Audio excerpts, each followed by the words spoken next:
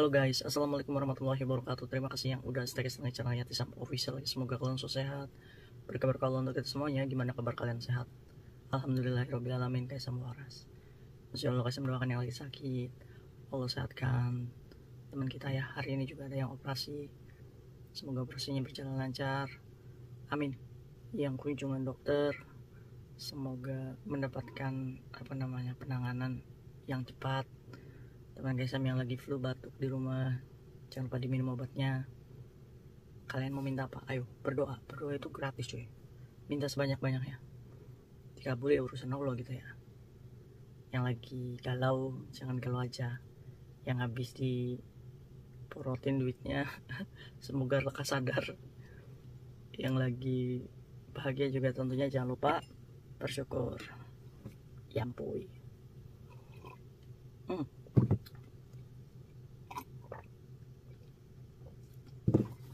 Mantap. Hari ini kita bahas apa cuy? Asam nggak bosan-bosan ya bercerita tentang penjualan ATM di Hong Kong. Walaupun kalian itu bosan mendengar, nggak jadi masalah, karena Kaisam menempatkan posisi teman kita yang sudah tertangkap dengan melalui proses penjemputan polisi, interogasi polisi, sampai menuju persidangan. Banyak nih oknum penjual-penjual ATM di luar sana yang tidak berpikir nasib teman kita. Terkadang ya, teman kita yang terjerat seperti ini adalah orang-orang yang sudah terlilit ya banyak masalah, yang nggak tahu buntu harus menempuh jalan gimana lagi untuk menyelesaikan masalahnya, karena mereka butuh uang, butuh tambahan uang, butuh untuk membayar rentenir, untuk membayar bank, takut kolektor naik. Ketakutan-ketakutan itu ya yang membuat kita ini tidak berpikir rasional, tidak berpikir dampaknya apa sih ke depannya, resiko apa sih yang harus kita terima dari semua ini. Teman-teman kita yang menjual akun itu hanya berpikir hari ini dia selamat, tapi besok ya nanti kita pikirkan lagi. Ini celakanya ya cuy ya. Untuk itu Kaisam itu nggak berhenti-berhentinya ngoceh, walaupun masih banyak di luar sana, masih banyak orang yang menertawakan. Ngapain ya Tisam capek-capek nasehatin emak-emak? Oh, dia loh sengaja menjual akunnya sendiri, dia loh sengaja yang mencari kita untuk dibeli akunnya. Kamu ngapain capek-capek? Terserah ya cuy ya. Kaisam di sini ngoceh, tidak berpikir untuk merubah kalian semuanya. Tapi mungkin saja Kaisam berharap dari cerita teman-teman kita yang sudah mengalami, Kaisam hanya berharap aja ada satu orang yang menerima gitu cerita ini menjadi pondasi dirinya sendiri gitu. Ingat kayak Tisam ngomong ya kan, kadang kalau misalkan hari ini kita keselapek gitu, mau jual nih kita ATM, kata kayak Tisam itu kayak gini, nggak jadi. Kaisam tuh cuma hanya berharap satu orang aja yang seperti itu. Amin ya rabbal alamin. Itu sudah menjadikan alasan kayak Tisam itu untuk semangat ngoceh untuk mama ya. Semoga mama generasi 1, 2, 3 selamat, selamat. Amin. Openingnya panjang banget Kaisam, kayak pidatonya Prabowo. Aduh, Masya Allah. Ayo kita bahas. Ini ada satu kisah ya. Ingat nggak kalau kalian ngikutin kontennya kayak Tisam, ada satu teman kita yang terjerat ya. Jadi case-nya itu, dia ini punya temen main, sering makan KPC bareng gitu, bahkan fotonya pernah bareng juga. Suatu hari si Mbak A ini ya, yang sekarang itu berproses dengan hukum, si Mbak A ini curhat lah tuh sama si Mbak B. Saya lagi butuh uang ya kan, nggak tahu Mbak B ini dapat kenalan orang jualan di mana gitu ATM ini, sampai dia menawarkan kepada Mbak A, ya udah kamu jual aja tuh HSBC-mu, lumayan dapat 3.000 ya. Akhirnya coy, si Mbak B ini menghubungilah suatu agen penerima akun. Siapa? Ya pastinya orang Indonesia lagi. Orang Indonesia baru dilempar orang asing. Akhirnya diterima tuh HSBC Mbak A dengan 2.500 aja. Kita patut menduga Tadinya kan 3.000, otomatis nih yang 500 pastinya untuk fee-nya Zimbabwe, ya kan? Ingat tuh, teman-teman kita yang membawa teman kita ini untuk dijual akunnya, dan kalian mendapatkan fee 500 sampai 1.000. Ingat, kita jangan sampai menjadi orang yang zolim kepada teman kita, coy. Untuk apa 500, 1.000? Kita ya ibaratnya ngeblok teman kita aja udah selesai gitu. Tapi kita pernah mikir nggak, dari 500, 1.000 itu teman kita berjuang dengan hukum Hongkong selama 1 tahun. Yaitu kesalahannya dia sendiri, guys. Kenapa dia itu mau? Iya, kalau kita berbicara kesalahan, banyak teman-teman kita ini yang masih dibodohi, yang masih tidak mengerti dampaknya, ya kan? Kadang kitanya yang tahu nih resikonya bakal ini di sel prodeo, tapi kita tetap mencuci otak teman kita yang kurang informasi tentang money laundering ini dengan kata aman, sehingga teman kita ini mempercayai. Dia mempercayai, bukan mempercayai penjahat, cuy, tapi mempercayai kita sebagai teman. Nggak mungkin kita menjerumuskan mereka, padahal nyata-nyatanya kita ikut andil dalam kehancuran teman kita. Sadar nggak? Singkat cerita nih, si Mbak A menjual HSBC-nya dalam 2 minggu aja. Itu rekeningnya jadi gendut. Dialirin uang senilai 300.000 Hongkong dolar. Kalian tahu nggak uangnya untuk apa itu? Uangnya dari mana asalnya? Itu baru terungkap aliran dananya di pengadilan saat dia di depan hakim, cuy. Padahal selama berproses dia interogasi polisi, dia nggak ngerti duitnya siapa, yang nggak ngerti gitu. Tapi yang menjadi menyesalnya si Mbak A, kenapa saat diinterogasi polisi dia tidak menyeret nama temannya? Dia masih melindungi temannya yang menghancurkannya. Dia masih menutupi, cuy. Walaupun temannya ini ngeblok, cuy, ngilang entah kemana. Yang pastinya masih di Hongkong, ya kan? Karena dia sudah dapat 500 tuh. Tapi si Mbak A ini dampaknya luar biasa. Apalagi dia bahasanya ini sangat kurang. Miskomunikasi saat dia ketemu pengacara, saat dia diinterogasi polisi, dia nggak nyambung ngomongnya, cuy. Sehingga apa yang didapatkan Mbak A ini benar-benar kayak disam saya, sesak dada saya. Kenapa? Ayo ngomong supaya kamu nggak sakit hatinya. Dia itu cuma beberapa kali dia ngomong, saya bersyukur kayak Tisam, majikan saya itu baik sekali. Pernah nggak kalian bayangin si Mbak ini dijemput sama polisi? Di polisi dia diinterogasi layaknya pelaku kejahatan. Padahal dia nggak tahu apa-apa. Yang dia tahu adalah ATM saya dikasih ke teman dijual dengan harga 2.500, 5 juta. Saat dia di polisi diinterogasi, dia ini masih menutupi teman. Saya nggak mau ruwet, Kaisang. Saya bilang, iya teman ATM saya dipinjam sama teman, nggak tahu sekarang temannya ngeblok kemana. Tapi dia tidak mengungkap identitas temannya, dia tidak mengungkap ke polisi mana fotonya. Ini pak orangnya, nggak bisa dia ngomong kayak gitu, cuy, masih nutup-nutupin.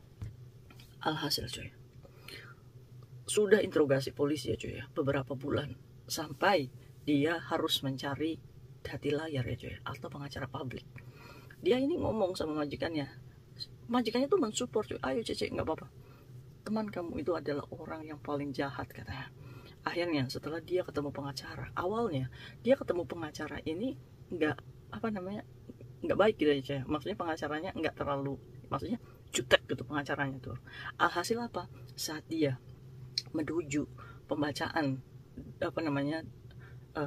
sidang pertama ya, cuy. Sidang pertama itu tuntutannya, cuy, ya. Jaksa itu menanyakan kepada mbaknya, si Mbak A, Mbak A ya diam aja. Segala BAP yang ada di polisi itu yang diyakini, cuy. Saat Mbak A ini berusaha untuk mengatakan bahwa dipakai temannya, itu tidak menjadi alasan yang diterima oleh jaksa. Si jaksa itu ngomong kayak gini, alasan kamu di sini dipakai sama teman, dijual sama teman, kenapa kamu tidak menjelaskan di polisi kemarin? Saat kamu di sini itu sudah tidak berlaku alasan itu, cuy. Maka dari itu si Mbak A ini berpesan, kayak Tisa mohon sekali, katakan sama teman-teman. Apa Mbak? Seret semua nama yang terlibat dalam penjualan. Jangan mau hancur sendiri, katanya. Sambil sesak ya dadanya. Buka sama polisi, siapa orangnya, dikemanakan ATM kita, berpindah tangan. Nomornya serahkan. Fotonya serahkan. Ada face detector ya, cuy, ya. Semuanya. Jangan mau hancur sendiri, hancur semuanya.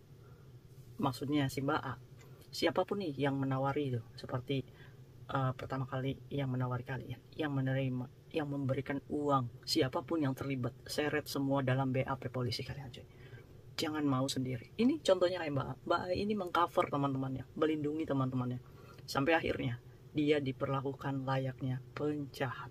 Sebelum dia naik sidang maju, apa yang terjadi cuy?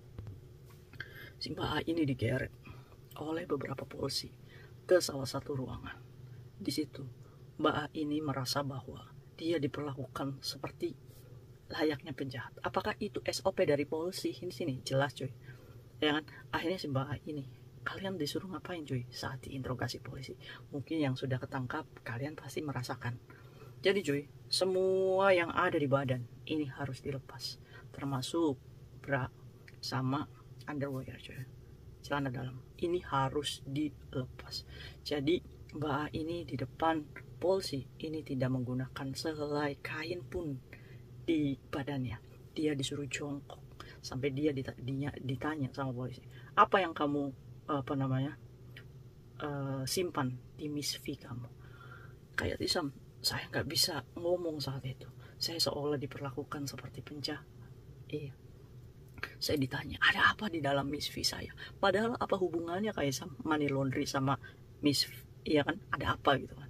Tapi itu adalah proses hukum di sini. Saat kita dicek seluruh badannya, kita nggak boleh pakai apapun selain, semua handphone semua disita. Setelah itu polisi ngomong, kalau kamu mau jadi tahanan luar, kamu harus meninggalkan jaminan 51.000 Hongkong dolar. Ini dikarenakan si Mbak A ini mengcover teman-temannya, melindungi teman-temannya, sehingga kejahatan ditanggung dia sendiri cuy, ya kan? Itu karena apa? Karena dia tidak mampu bahasa. Maka dari itu kalau misalkan kalian nggak ngerti bahasa, kamu minta pendampingan, minta penerjemah. Tapi alhamdulillah sih ya, teman-teman kayak Tisam yang yang tahun-tahun ini ya, karena saking membludaknya mungkin banyak, ini didampingi penerjemah ya. Tapi nggak tahu kenapa sih Mbak ini tidak didampingi penerjemah. Itu lagi mungkin karena dia nggak ngerti bahasa, jadi dia nggak minta penerjemah ya cuy ya. Dia itu menjawab pertanyaan polisi, mungkin polisi tahunya dia ngerti gitu ngomong apa polisi, jadi ujung-ujungnya nggak nyambung, dimintain 51. Majikannya yang menjamin 100 juta cuy, gila kan? Majikan itu ngomong, Cece udah nggak jadi masalah, kamu fokus sidangmu, kita dukung semuanya, kita masih mau kok sama kamu. Ya Allah, Allahu Akbar ya. Di saat kita merasa sendiri, di saat kita merasa nggak ada teman nih, tapi majikan ini ada untuk menjadi kekuatan kita bertahan, ya kan? Kayak gitu cuy, si Mbak A ini menuju persidangan. Jadi ya cuy ya, alasan apapun ini sudah tidak diterima di pengadilan. Jadi kalau misalkan kamu mau mengungkap siapa temanmu, seret aja tuh Semprul, terus siapa lagi, Fei Chai, ada yang antek-anteknya Fei Chai. Ini biasanya mendekati teman-teman kita ya, yang lumayan tuh, yang banyak kok di luar sana yang jual beli akun itu cuy. Apapun itu, Moxbank, Zapeng, Alipay, TNG, terus apalagi HSBC, Hang Seng, BOC, semuanya aplikasi keuangan apapun. Kalau misalkan mereka mengiming-imingi semua aman, jangan percaya. Yang namanya aplikasi keuangan, walaupun aliran dana kalian itu di bawah 1.000 dolar, ini ada kasusnya.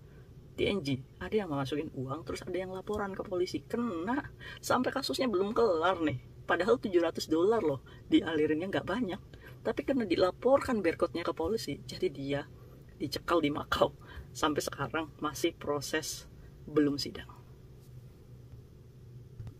Jadi jangan nganggap main-main ya cuy ya kalian ini. Terus ungkap tuh semuanya saat BAP polisi. Ini Pak, saya nyerahin kartunya ke sini Pak, ini nomornya. Ungkap semua, karena saat di persidangan itu semua ditolak ya cuy. Akhirnya cuy, si majikannya ini mencari pengacara publik lain karena dia merasa pengacara ini tuh nggak support mbaknya gitu. Akhirnya mendapatkan pengacara lagi, bayar lagi 600 sekian ya cuy. Dan pengacara kedua ini baik, alhamdulillah. Si majikannya itu memohon sama pengacaranya, tolong Cece saya. Terus pengacaranya ngomong, ini gampang kok, apalagi kamu masih mau sama Cecenya, udah tenang aja. Palingan juga di penjara ini 2 minggu, tapi nanti saya ngomong, saya berjuang supaya Cece ini bisa bebas seminimal mungkin katanya. Keren ya pengacaranya ya, walaupun pengacara publik gitu ya. Jadi cuy, menurut pengacara, money laundry seperti ini tuh memang apa namanya, kita tuh kalau misalkan udah ketangkap harus jujur, jangan bohong ATM itu dijual, karena walaupun kita berbohong itu polisi pasti akan tahu katanya. Kita minta pengampunan hakim, sudah ya di sel prodeonya kalau misalkan tidak ada backupan dari majikan. Ini sel prodeonya 3 bulanan ya cuy, setelah itu baru deportasi kalau kalian tidak punya majikan. Jadi kalau misalkan majikan menginterminate nih. Tapi yang jadi masalahnya, yang menjadi lamanya kasus ini adalah menunggu sampai proses persidangan. Bisa sampai investigasinya itu 1 tahunan. Jadi 1 tahun kalian itu menjadi tahanan luar, wajib lapor. Iya, kalau kita punya majikan. Yang jadi celakanya, kalau kita ini sudah berkasus seperti ini, majikan udah nggak mau diterminate, otomatis kita hidup mencari organisasi, mencari shelter supaya kita bisa tinggal di sini. Kayak banyak kok teman-teman saya katanya boleh pulang. Banyak ya cuy ya, ada teman kita juga yang memohon sama polisinya untuk jangan sampai sidang gitu kan, terus kita mau pulang aja. Biasanya tuh dikasih pulang, tapi kita sama sekali udah nggak bisa masuk Hongkong lagi. Itu polisinya ya cuy ngomongnya. Tapi ada beberapa kasus di mana aliran dananya ini bener-bener apa namanya, bener-bener bahaya gitu ya cuy ya. Aliran dananya ini bener-bener ada yang melaporkan. Itu biasanya yang tidak bisa kita untuk meninggalkan Hongkong itu dengan gampang gitu. Jadi kamu wajib harus naik sidang dulu. Nah seperti kasusnya Mbak A ini, kalian tahu nggak uang yang dialirin ke rekeningnya itu uang apa? Baru dibuka di persidangan itu bahwa uangnya itu hasil dari penjualan properti di Mongkok. Jadi ada nih penjahatnya nih, apa namanya, pura-pura jual properti, pura-pura jual rumah cuy. Awalnya itu aliran dananya itu yang masuk DP 6.500. Nah setelah 6.500 baru duitnya ratusan ribu ini masuk sebagai pembelian properti. Nah orang yang merasa ditipunya nih, dia melaporkan polisi bahwa Pak, saya beli properti Pak di orang ini, duitnya DP-nya sudah saya alirkan dananya ke rekening si Mbak A ini. Itu cuy. Jadi aliran money laundry, kalau misalkan kalian nggak tahu itu duit apa sih kayak itu Sam, bisa hasil nipu, bisa hasil apa namanya, investasi bodong ya cuy ya. Yang menjadi takutnya ini adalah penjualan narkoboy. Kalian hati-hati, jangan sampai nih rekening kita yang dijual ternyata alirannya yang masuk ini penjualan narkoboy, dimana kalian pun akan terjerat gitu cuy. Narkoboy di Hongkong ini seumur hidup sekarang, bukan 20 tahun lagi loh ya. Tapi kan kayak kita kan cuma punyanya ATM aja ya. Justru ini kita ini kenapa sih sebagai perilaku kriminal diperlakukan sebagai penjahat? Karena kenapa? Kita ini adalah bagian dari orang yang menipu itu cuy. Walaupun kita nggak tahu apa-apa. Inilah kebodohan pekerja migran. Ini didomplengi penipu-penipu ini, mencuci otak kita. Padahal kita sendiri yang menyerahkan diri kita, yang mengatakan diri kita sendiri bahwa kita ini bagian dari mereka. Maka dari itu, saat kalian sudah nih berpindah tangan akun kalian, kalian adalah pelaku sama kejahatan. Ngeri ya? Iya, kalau misalkan kalian gak mau ruwet coy, kalau kalian masih pengen kerja, saya know, semepet-mepetnya kalian, Kaisa mohon, kalau kalian itu memang tersangkut rentenir, ya udah, kita fokuskan awal itu ambil dokumen. Kalau misalkan bank kita udah nunggak nih, gak bisa bayar, kita jadwalkan 2 bulan untuk mengambil dokumen kita. Tapi rentenir itu mintanya puluhan ribu kayak Tisam. Udah, yang penting gaji kita sekarang nabung 4.000, bulan depan 4.000, 8.000. Kenapa? Karena potensi kita dipecat sama majikan ini gede. Jadi yang harus dilakukan adalah menyelamatkan dokumen kita. Saat kita dipecat, setidaknya kita punya uang untuk menebus dokumen kita secara nilai pokok hutang aja. Nah, saat kita ini udah diterminate, setidaknya kita punya celengan tuh, misalkan 8.000. Utang di rentenir itu paling nggak lebih dari 7.000 ya cuy ya. Kita datang ke rentenirnya, ini apa namanya, saya diterminate sama majikan, saya cuma punya duit segini. Kalau nilainya di atas pokok hutang, kamu bisa mengambil dokumen kamu kembali. Saat kamu dokumen kembali, kita dipecat, kita bisa cari majikan lagi gitu. Aman, nanti di majikan baru kita pikirkan hutang-hutang kita yang nunggak. Iya kan? Bukan hari ini kamu berpikir saya menutup satu bank lumayan, kita jual ATM. Dampaknya kita 1 tahun menjadi tahanan coy. Mau? Maka dari itu teman-teman di luar sana, ayo komen. Nggak ada yang tahu, speak up siapa orangnya. Ya kan? Yang kayak Sam tahu itu Veca ya, Semprul, Lengloy, nggak tahu nih Lengloy masih ada nggak. Terus ada tuh apa namanya, bos-bos judi itu siapa, nggak apa-apa, spill aja mereka, nggak usah takut di apa namanya, di apa namanya, dipojokin sama mereka, nggak usah. Mereka itu adalah bagian dari penghancur hidup kita gitu kan. Walaupun kita ini punya hutang sama mereka, tapi cara mereka itu salah ya cuy. Speak up aja, siapa namanya, siapa, semuanya sebutin aja, nggak usah takut sama mereka, mereka juga sama manusia kok ya. Iya, aduh, biasanya tuh mereka itu kerjanya rentenir cuy. Habis rentenir dia nggak bisa balikin duitnya atau nggak bisa bayar bunga jasanya, dia ngorbanin kita. Salah sendiri gitu. Kenapa kamu itu utang ya kan, ya saya hancurin aja biar kamu itu dideportasi. Nah, yang jadi celakanya, pelaku-pelaku ini adalah anak overstay, anak luaran di luar sana, yang dia sendiri aja nggak mau hancur sendiri gitu. Jadi dia itu mencari teman, menghancurkan hidupnya sama-sama gitu. Jangan mau kalian itu digitukan ya. Aduh, gimana nih kisah mbaknya, semoga menjadikan pembelajarannya ya. Semoga kita selalu selamat dan jangan sampai kita menjadi apa namanya, tahanan luar ya. Ambil kisahnya. Nah, mbaknya ini tanggal 30 besok ini sidang terakhirnya, dan pengacaranya ini meyakinkan majikannya bahwa saya akan memperjuangkan Cece kamu supaya seminimal mungkin untuk di sel prodeo. Palingan katanya si cuy, pengacaranya ngomong Cece kamu ini paling dihukum 2 minggu. Setelah 2 minggu dia kembali lagi bisa bekerja dengan kamu, tapi visanya tetap bermasalah. Saat dia bekerja dengan majikan ini masih aman, tapi saat dia pindah majikan baru ini yang bermasalah visanya ya, karena dia sudah memiliki catatan kriminal case ya. Semoga aja si mbaknya masih langgang ya dengan majikan ini. Ya Allah mbak, apa namanya, harus bersyukur di tengah orang yang menjauh. Saat kamu berproses secara hukum, majikan kamu benar-benar menjadi mood booster, menjadi apa namanya, penyemangat kamu ya. Alhamdulillah ya cuy. Iya, aduh, semoga majikan kayak gini tuh banyak gitu ya di Hongkong. Amin ya robbal alamin. Mungkin itu aja cerita Kaisam hari ini. Aduh, haru ya cuy ya. Mbaknya tuh sampai cerita sama Kaisam tuh, tolong Kaisam, ceritakan, ungkap semua. Ungkap aja tuh, kata mbaknya diungkap aja tuh yang terlibat ya. Mungkin itu aja sharing Kaisam hari ini, semoga bermanfaat ya cuy ya. See you next video, bye bye. Assalamualaikum warahmatullahi wabarakatuh. Bye. Ya ampun.